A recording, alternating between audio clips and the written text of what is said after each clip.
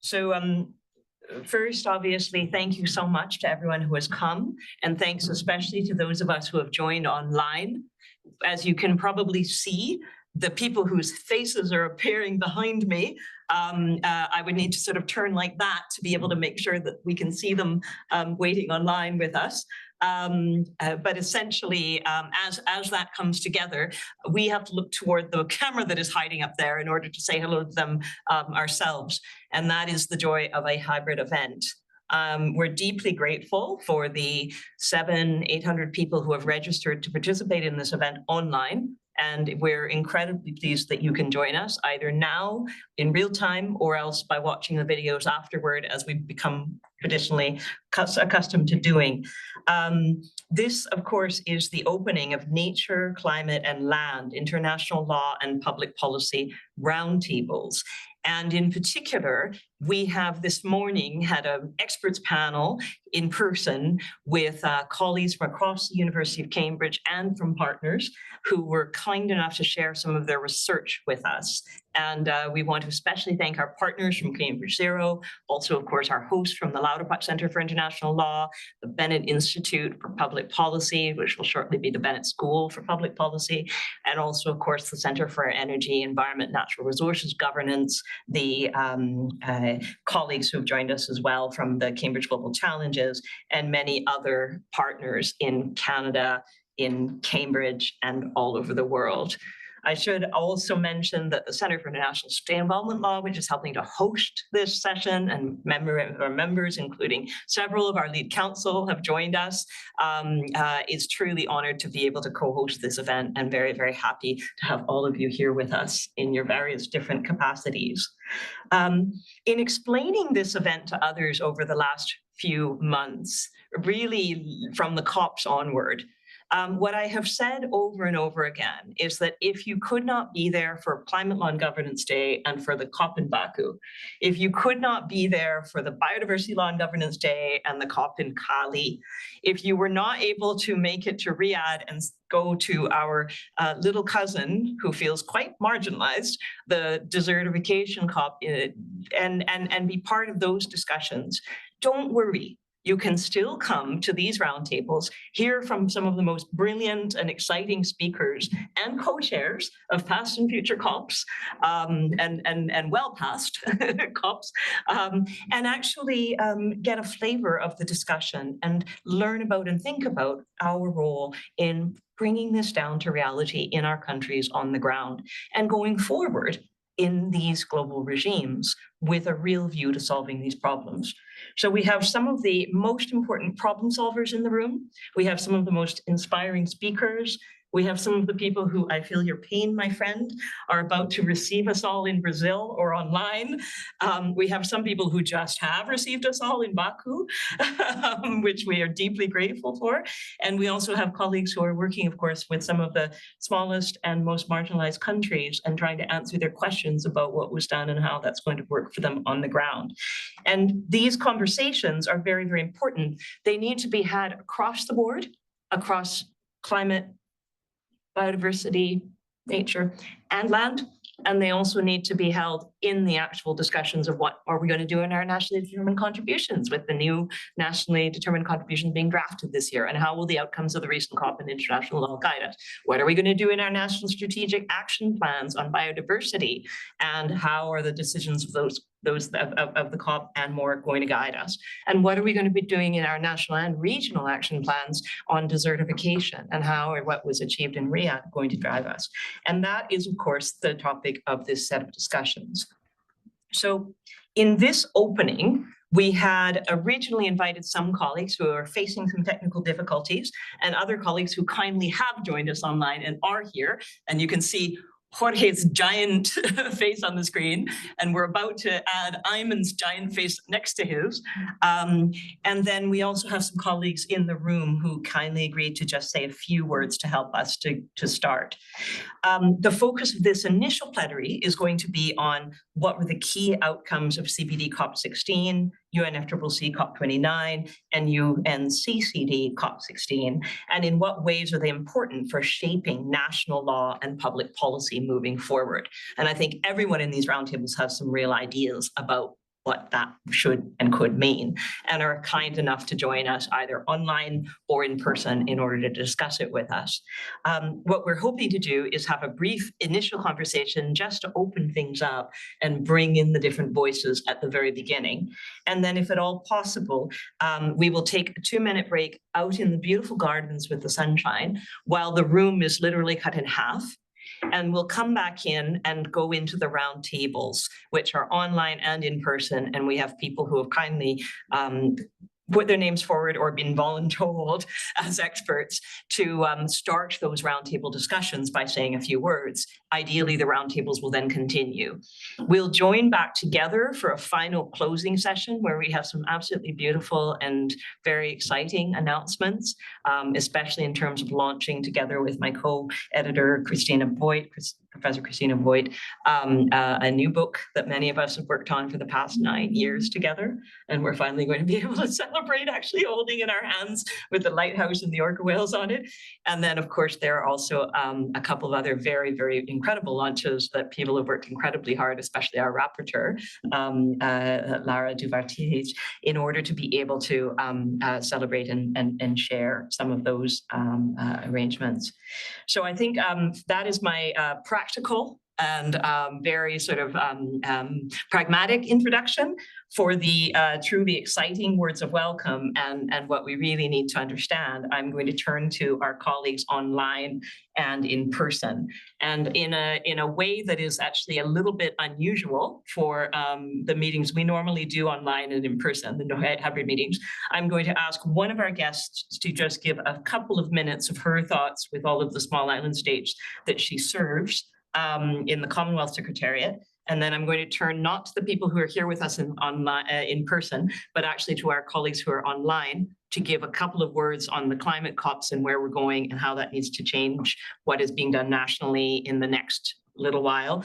And then back here in the room to my colleagues, especially not just Dean Rashad, who I co-hosted the most recent set of Climate Law and Governance Day with 3,200 of you online with us, but also, of course, Claudia, who joined us and was a key player and organizer in the Cali Biodiversity COP, and Alessandra, who is going to be the victim of the next COP. The joy of hosting the next COP. Here in the UK, we know how that feels, and I think you have some friends and family on the panel who also know. I'm sure you loved it, but I did notice that half the population of your city left for the mountains when we arrived, and I don't think that was a coincidence. So without further ado, I'd like to especially welcome Deborah, who probably needs no introduction given that she was very well introduced this morning and said some very insightful remarks about the work she does with the Commonwealth Secretariat. But nonetheless, if you would like to just give us a few thoughts on the countries you serve and why these COPs are important for them. Certainly, and it's a great pleasure to be here. One of the things that I would say is incredibly important is the work that we do with our 56 member states. 33 are small states, and a high proportion are the small island developing states. And the Commonwealth is an advocate and expands the voice of the small states. Something you may have noticed in Baku is Azerbaijan was fantastic in terms of working with them closely to ensure that SIDS were recognized, and there was a whole day that was spent on looking at the small island developing states. So that was incredibly helpful. And one of the other things I would say is just this week, we received a request for a legislative drafting assistance on the BBMJ from one of our member states. Biodiversity beyond national jurisdiction. Yes. The non. Yes.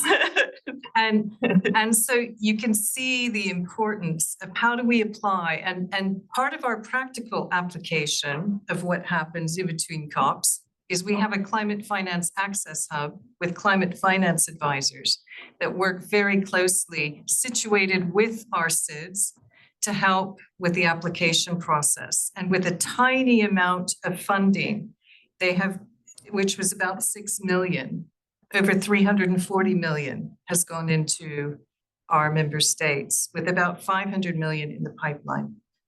So you can see that not only a voice of advocacy, but also on practical applications, helping them to understand how would you apply the different treaties. We have what we call the Commonwealth Blue Charter on Oceans, and now we have one on Living Lands, which actually incorporates the three treaties. So I think from the Commonwealth's perspective, the COPs play a very important role, and we're looking forward to the next one. And we have a whole division, which is our Governance and Peace Directorate, that have lawyers in that division that are helping on a range of different levels.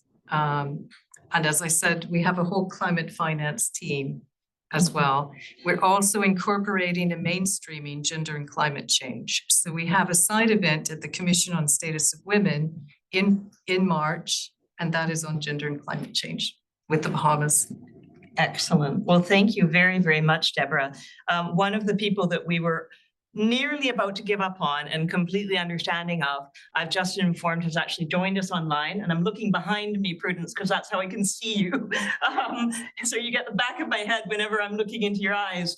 But we're very, very happy to welcome also Prudence Gallega, who of course is a former permanent secretary for the Ministry of Environment of Cameroon and is very, very deeply involved in the intergovernmental platform on biodiversity ecosystems and really is a leader in the science, actually.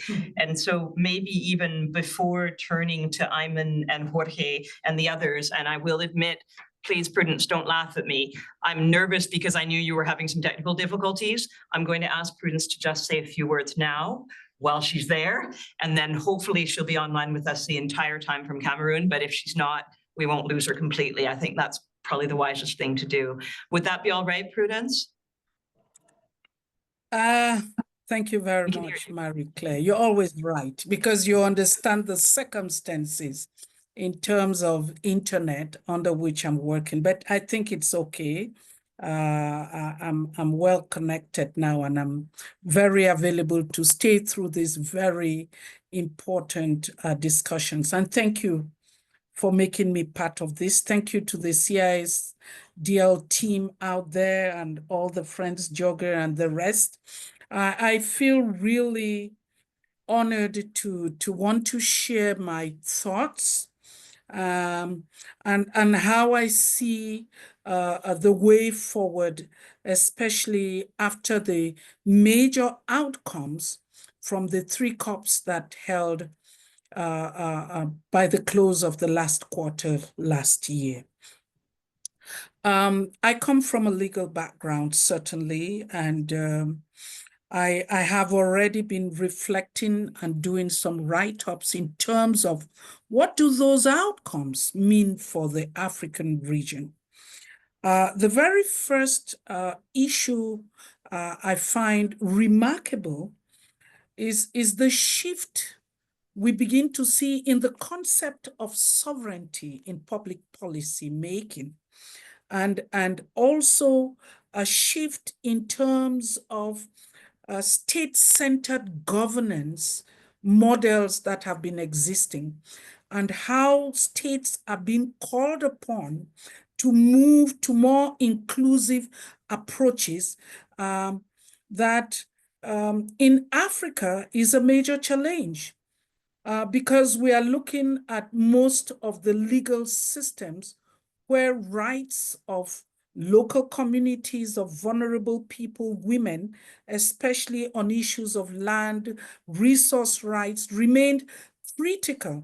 And here we have COP decisions, especially in CBD, that puts IPLCs at the center, recognized, because then they consider that these incentives need to be given to these indigenous people for their stewardship if we really need to address the biodiversity, climate change, and land degradation crisis.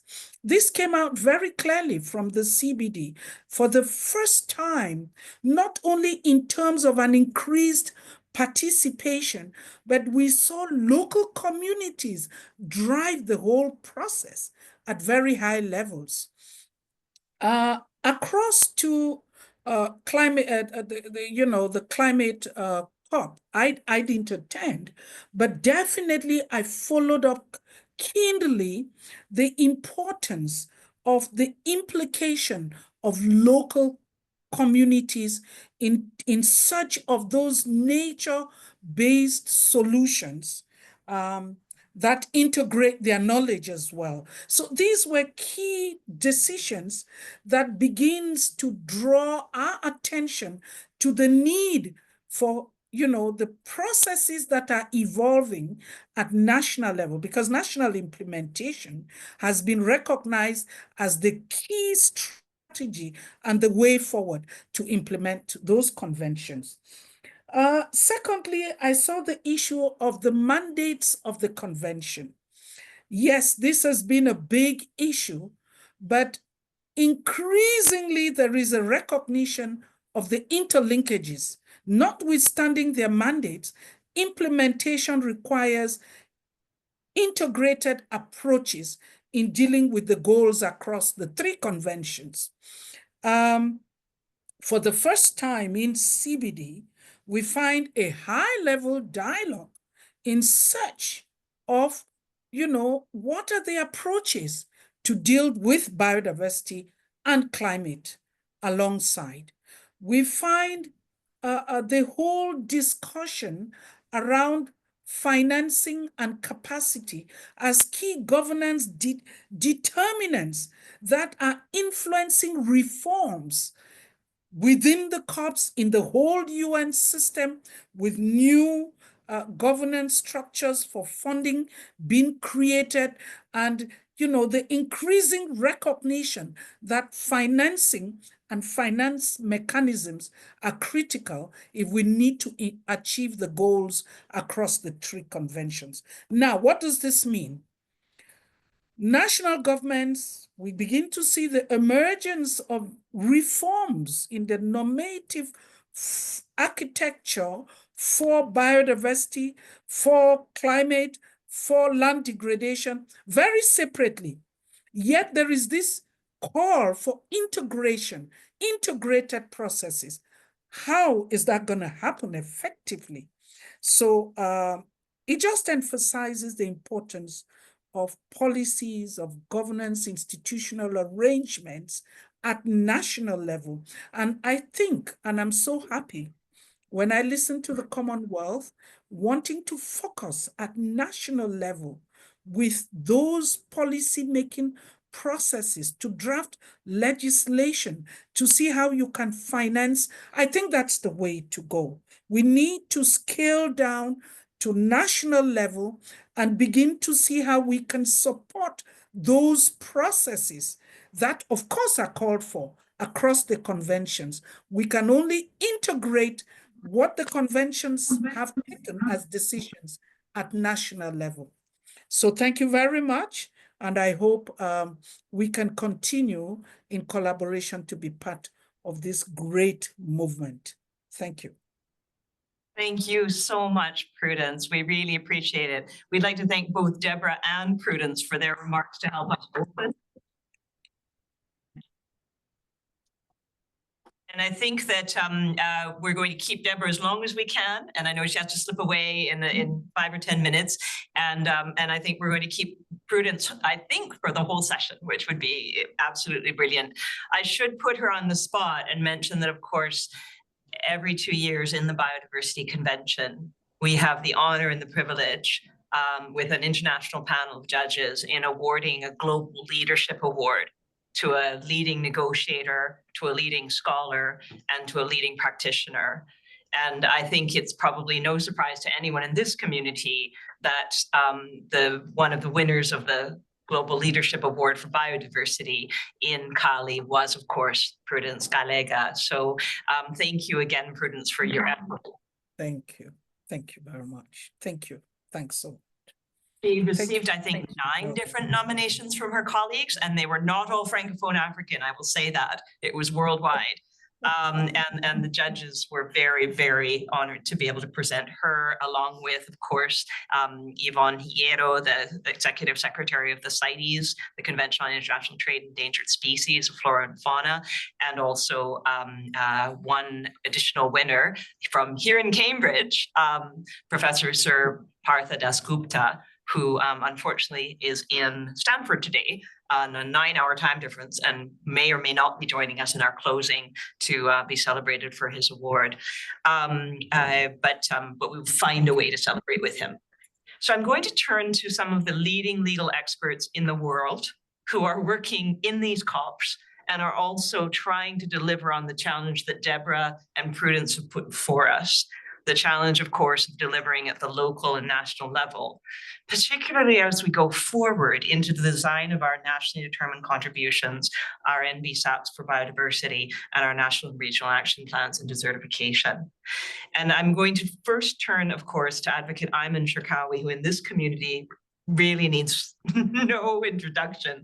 But in any case, just to say we're incredibly proud to have him with us, not just for his work in Morocco with probably one of the world's leading environmental training centers, dealing with climate change and other issues, and especially mobilizing and supporting young people of Morocco in this area, but is also vice chair of the International Union for Conservation of Nature World Commission on Environmental Law, and is also lead counsel for climate change for the CISTL, so was hosting us and organizing us and keeping us on track in Baku in the Climate Law and Governance Day online.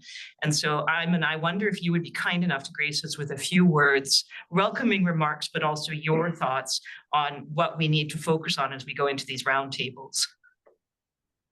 Thank you very much. It certainly is a delight to be with you, although only remotely. I would have loved to be there with you in person.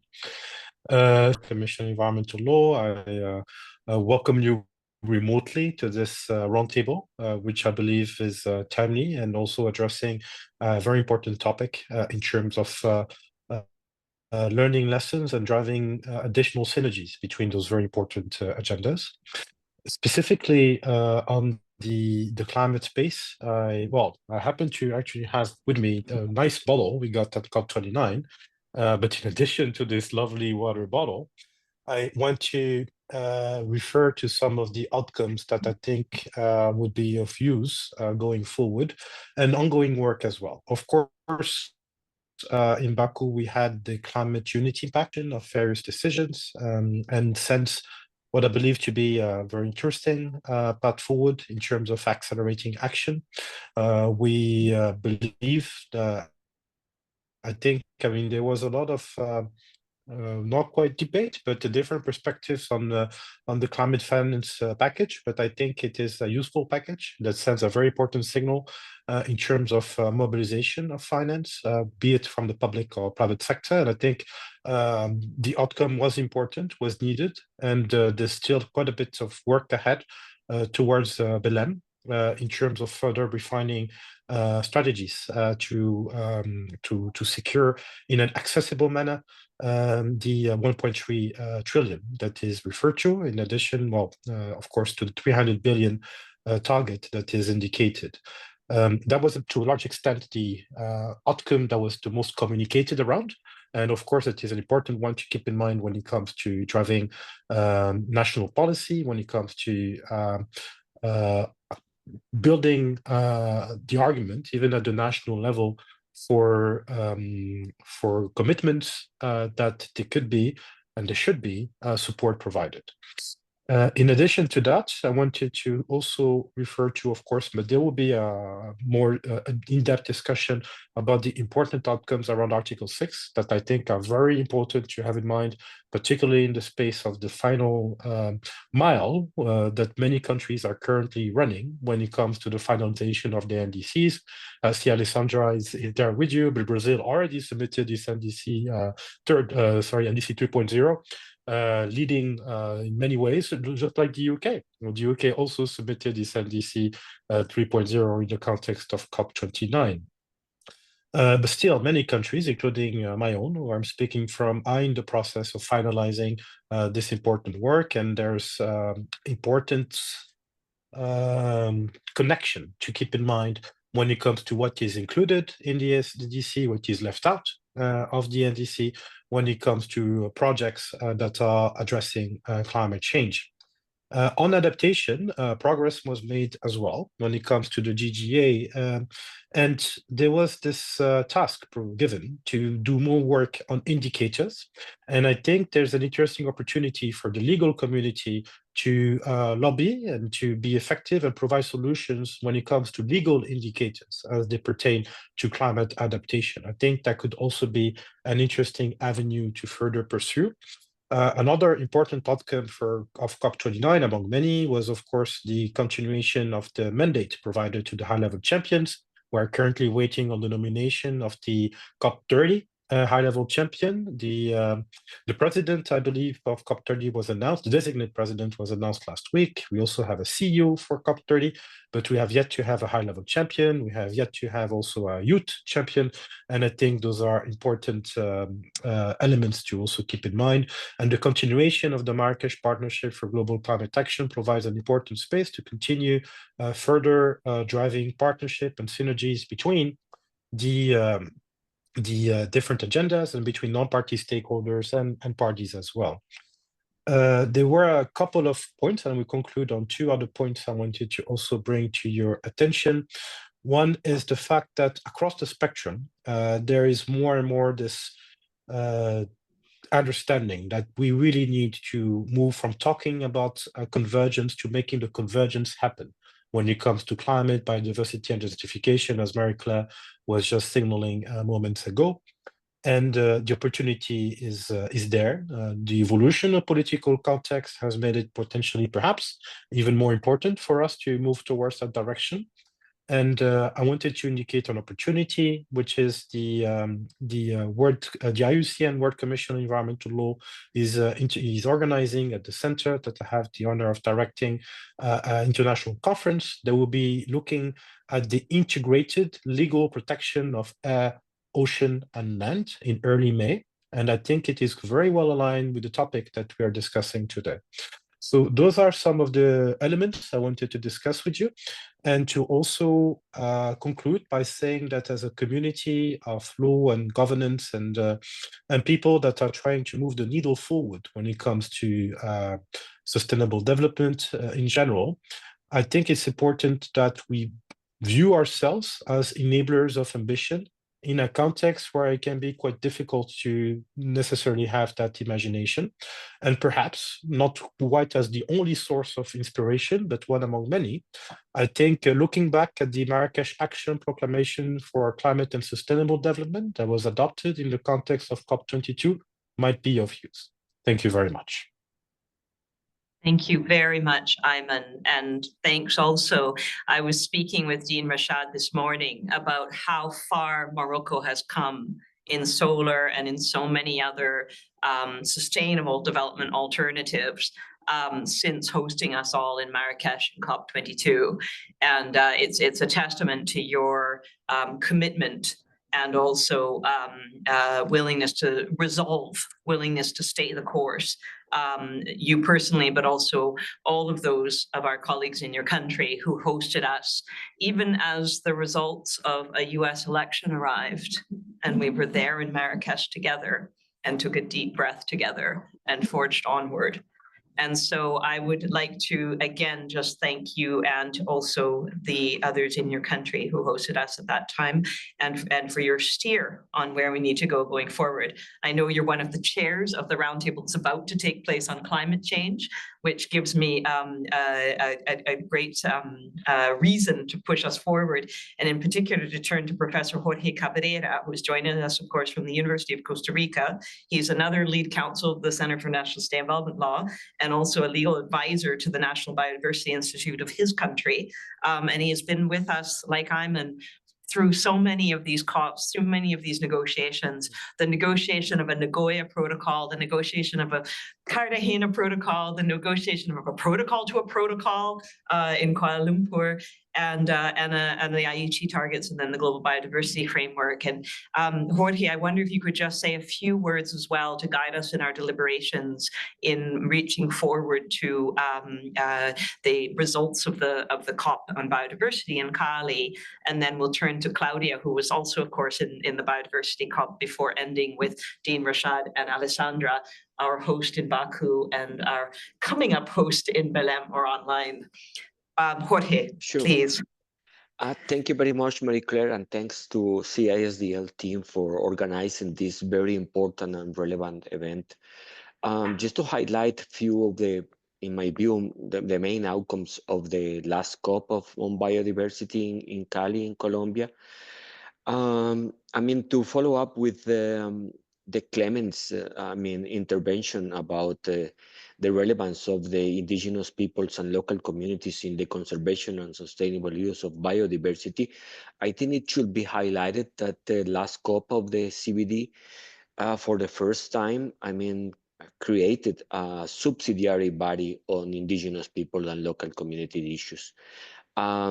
This is, instead of the working group, this is a major step, I think, in the field of the CBD in terms of recognizing the relevance and the value of the indigenous peoples and local communities' knowledge, practices, and traditions, and of course, the livelihood of these people.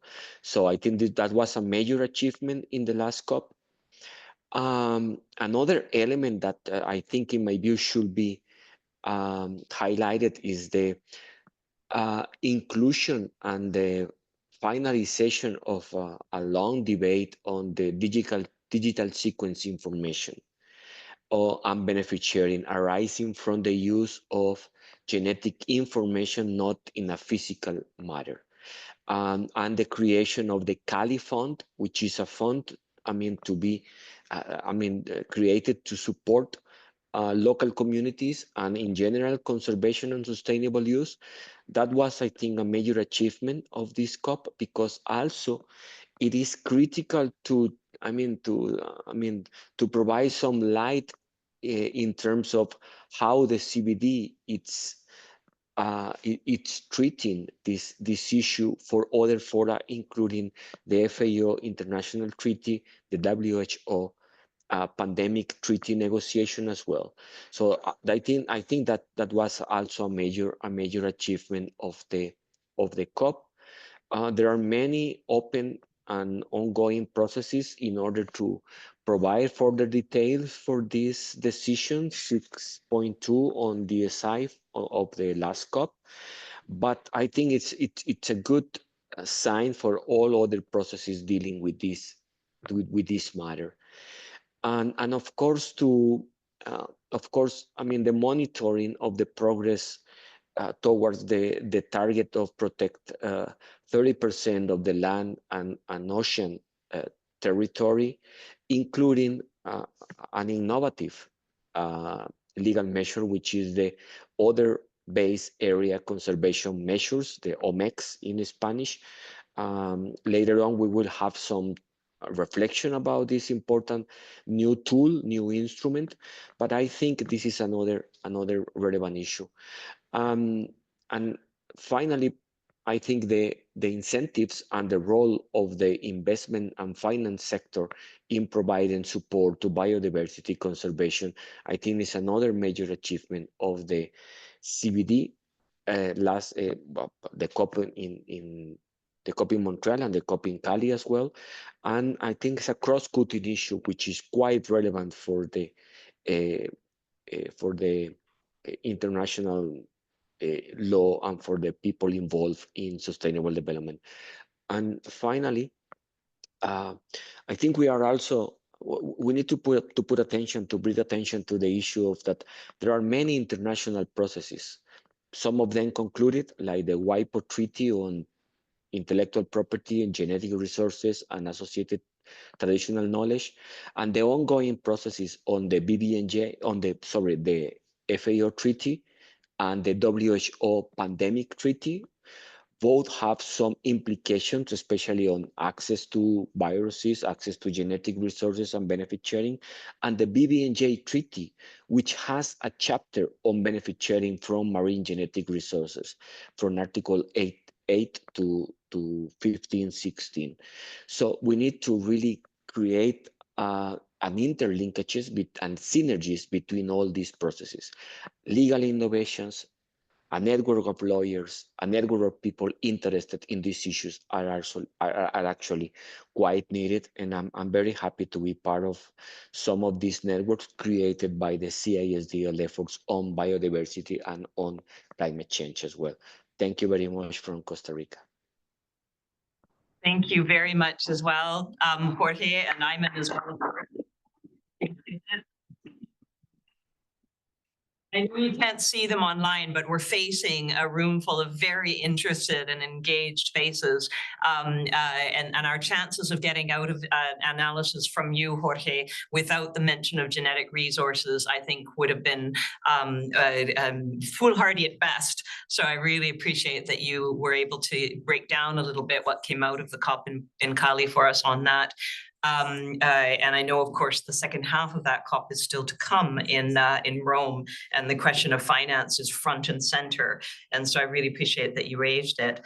I'm going to turn in the room, speaking of the biodiversity COP in Cali, to our human rights law colleague who was giving one of the experts' interventions this morning, and just ask her to add a few thoughts of her own to the key outcomes of the Cali COP from a human rights and biodiversity law perspective. And then we're going to turn back to the climate COP. Thank you, Marie-Claire. In a polarized world, the topic of nurturing peace with nature couldn't have been more timely. That was the topic of the CBD COP16 UN Biodiversity Conference. One of the reasons is the moment we start nurturing this peace with nature is the moment we also start nurturing peace between people in a time that it's more than ever needed, especially if we see ourselves as part of the biosphere, this thin layer on Earth that allows life to flourish, human and other type of life. And we could see that at the global scale, the systems dynamics and so on being discussed, but importantly, as Jorge mentioned, this is not something new.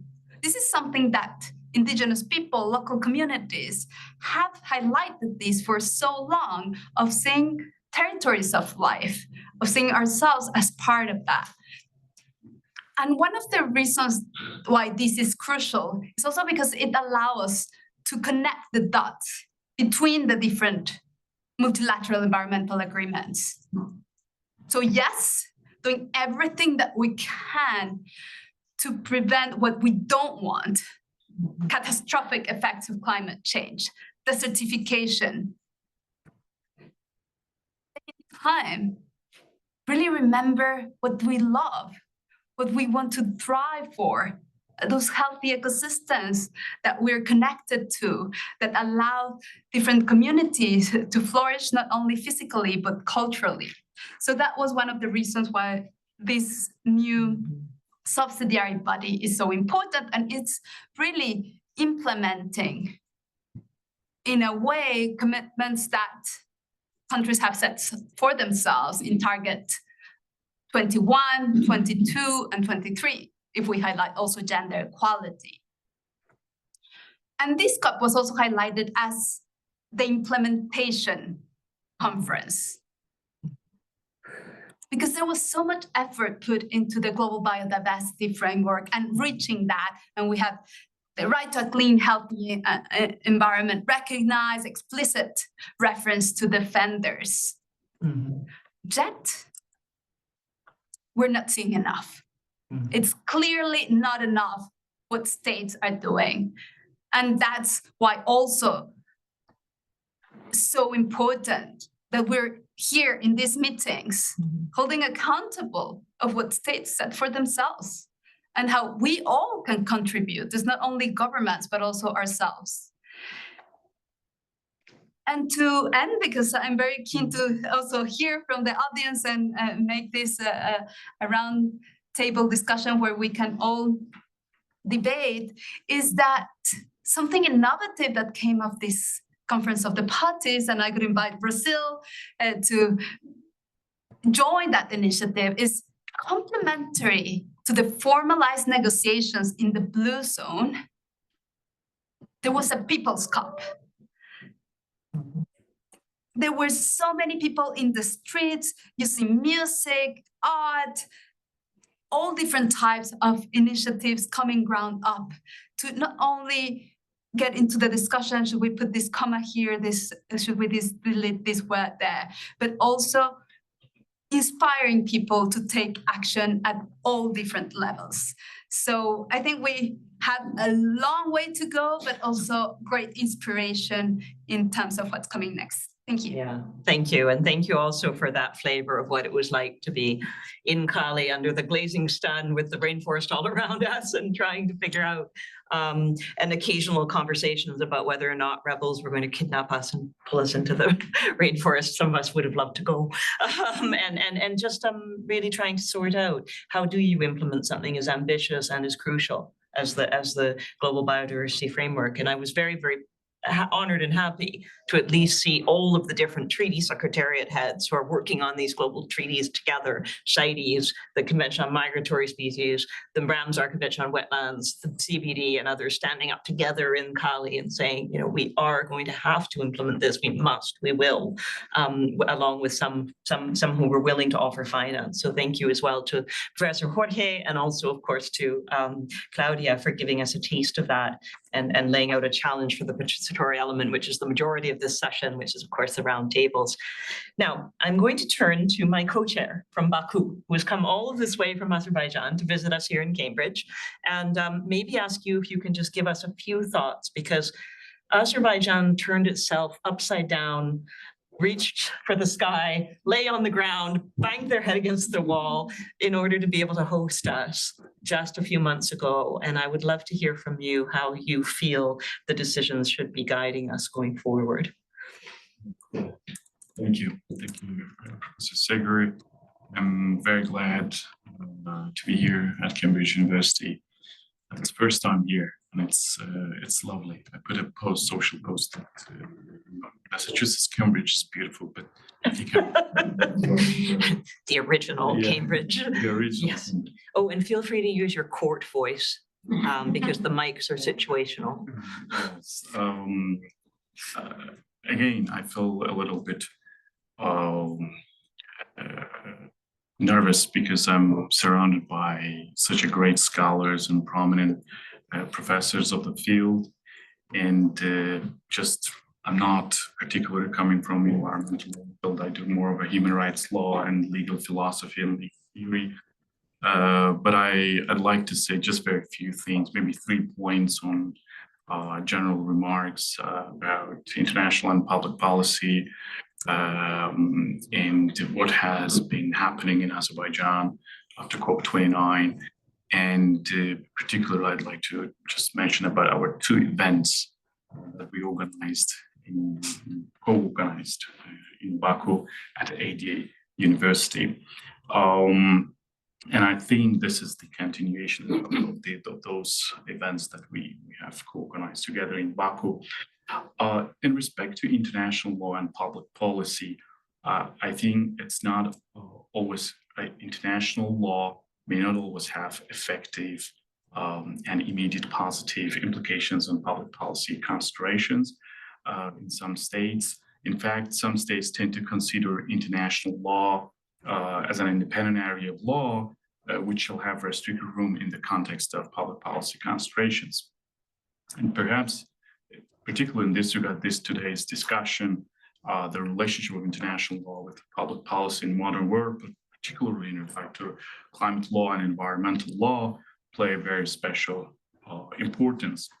And I think climate law and environmental law in international context are those areas of laws which are likely have much more implications within public policy considerations compared to other areas of laws.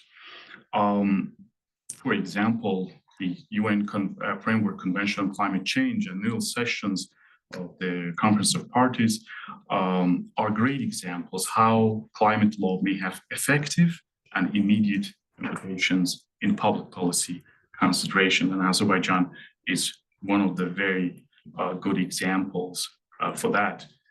And just to describe it in a broader context, I'd like to say that post-Soviet, in particular energy-rich states, meaning Central Asia, are naturally in the process of social legal transformations in major areas of public life. And I could say that although protection of climate and environment have always been in the agenda of these states, including adoption of numerous laws and codexes, but certain effective actions have been lacking in those particular areas of public life. However, COP29, as an event, not as an event, but as a political cognitive process, I would say, has shifted the dynamic on climate law and environmental law, not only in Azerbaijan, but also in the wider region of Caucasus and the Central Asia. I think Zbigniew Brzezinski once said, I think the book was Chessboard, that Azerbaijan is a bottleneck for Central Asia. And in that regard, it's not just Azerbaijan itself, but the processes and developments happening in this country affect a much wider region of Caucasus and Central Asia. Moving toward my second comment, Azerbaijan has approved 5 national priorities for socioeconomic development until 2030, one of which was is a country of clean environment and green growth. 2024 was declared by the President Year of Solidarity for Green World, aim of strengthening international solidarity and global fight against climate change. There was a presidential executive order putting a target for Azerbaijan to reduce greenhouse gas emissions by 35% by 2030 and by 40% by 2050.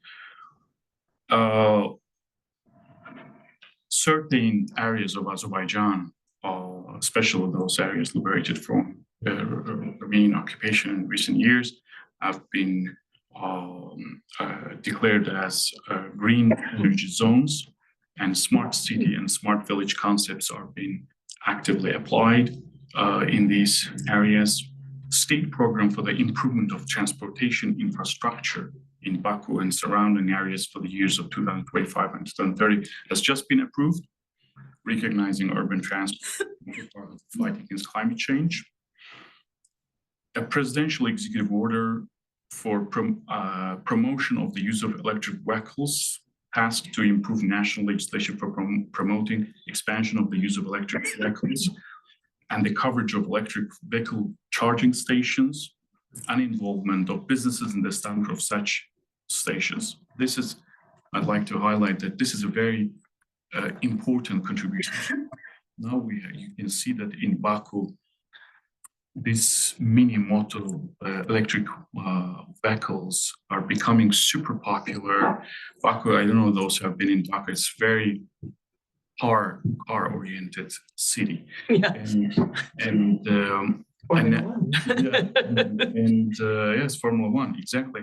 And now it's really changing, and some people are, and I could also see the shift in the mindset, because a lot of people are used to drive cars in Baku, and it's a very windy city that makes it comfortable to go with car. But now people are, this mindset is changing, that no, it's important to have this.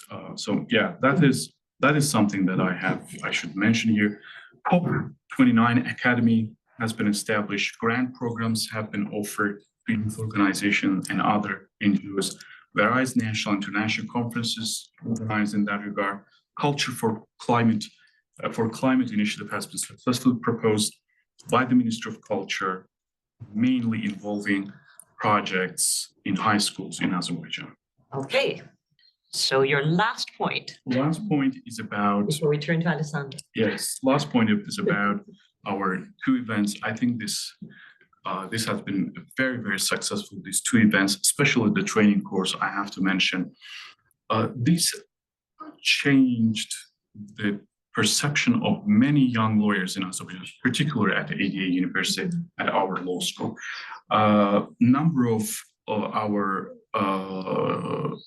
students who are about to graduate, they came up to me and saying that, we want to continue our LLM degrees on climate law or environmental law. We want to devote our entire profession to this field. That would not happen if those trainings, if we didn't organize those things. Because, and also one more thing I was telling to Professor Marcus this morning, that before in classes, students, when they make a legal argument and then they want to bring, for example, examples, they would always bring the examples from other areas of public life, but not from climate change or environmental law. But now you can see that they want to bring examples from those areas, and I think this is because of your contribution, and I would like to thank you for. Thank you very much for hosting us, and thank you also for all of the hard work and for bringing so many of the people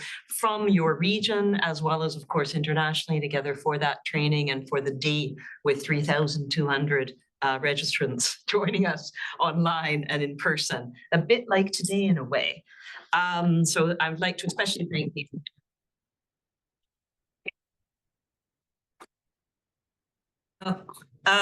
We asked Professor Alessandra if she would just say a couple of words in the opening in order to allow a proper handover between Azerbaijan and Brazil in preparation for Belém, but then we may be having to bring her back in the closing to say more. So I would want you to just give us a word of hope and maybe some of what you're seeing as Brazil braces for a COP. Okay. Thank you, Marie-Claire. It's wonderful to be here in person for a change at sunny Cambridge, also with the wonderful CISDL community. I'll be brief in the interest of time, and also because Ayman already anticipated some of the points that I was going to make, so it's always good to see where our expectations are aligned. So I'm just going to go ahead and very briefly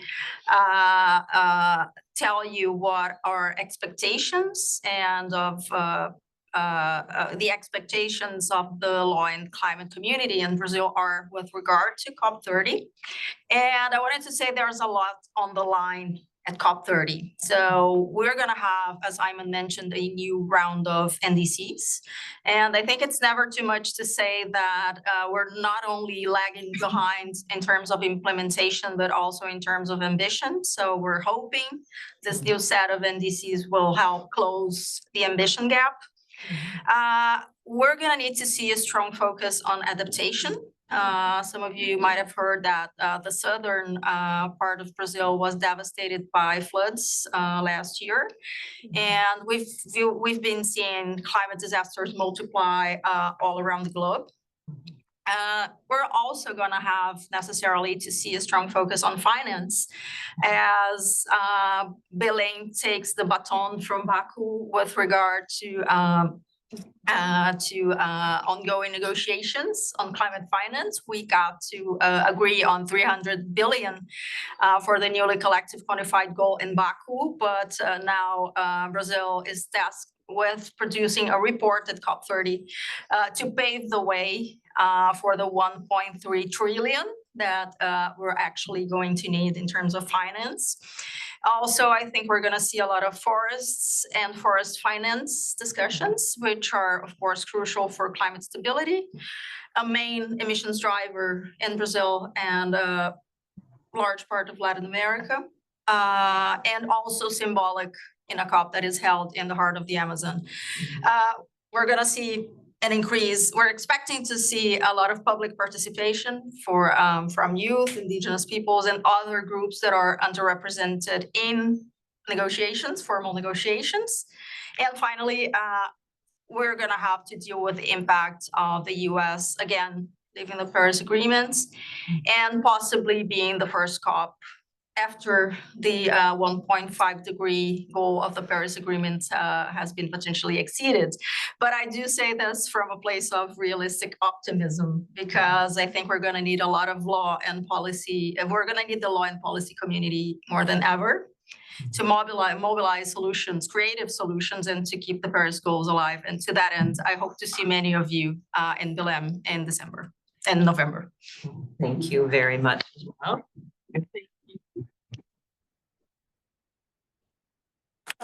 All of this way in order to be part of this discussion.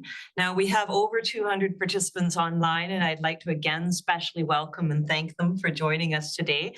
I know that like all of you, the participatory aspect that is the majority of this session is really what motivates them to come. And so, you know, those of us who are here in the opening, we're just kind of setting the stage for those discussions, and then it's really the participatory discussions that are going to be key. I'm glad you mentioned public participation, because I think you're right in terms of the national level challenge that Prudence and others have also underlined. We may need those young people out on the streets if we're going to have a hope of seeing that ambition to keep even the 2 degrees alive. And we know that. And so alongside the gatherings of lawyers and academics and policy leaders, I'm hoping very much that there are starting to be gatherings of young activists all over the world who are starting to plan their part of the Paris Agreement story. It is going to be badly needed, I suspect. Now, we are going to go into 3 roundtables, and I'd like to, speaking of the young people who are demanding change from us, welcome 2 special representatives who are guests here. Liana, who has come in from Sweden, and also Natalia, who's come in from St. Paul's in London. They will be participating in the roundtables. They are not to be made to give speeches, but they're certainly welcome to intervene if they wish, or to just listen from science or policy perspectives. I'd also like to welcome the chair of our Board of Governors, Dr. Ashfaq Khalfan, who I think is online with us and will be speaking as well in the climate change session from again, that public mobilization perspective and what is really needed to keep even just 2 degrees alive and start bringing it back down to 1.5 if that's what we need to do. We're going to be inside the room here, keeping climate change in this part. So just bring your chairs forward. We're hoping to have about 10, 15 people in the room and probably about 50 or 60 online, maybe more. And then in the other part of the room, they will close these doors. The other part of the room will be set up for the roundtable of the Desertification Convention, so the land roundtable. And you know who you are, who have agreed to participate in that roundtable. And in the old library where we had our lunch, we will be, of course, doing the biodiversity and CBD roundtable. We're very, very honored and pleased and grateful to Professor Marcus Gehring from here in Cambridge, to Advocate Ayman Cherkawi, who just spoke, from the Hassan II International Center for Environmental Training and many other affiliations, and to Dr. Jelly Molino, who spoke in the morning, and they've kindly agreed to chair the Climate Roundtable. We're also very grateful to Dr. Claudia Ituarte Lima, Professor Jorge Cabrera online, and Dr. Daniel Ruiz de Garibay Ponce, who is coming in from Indonesia or maybe Malaysia, in order to chair the Biodiversity Roundtable.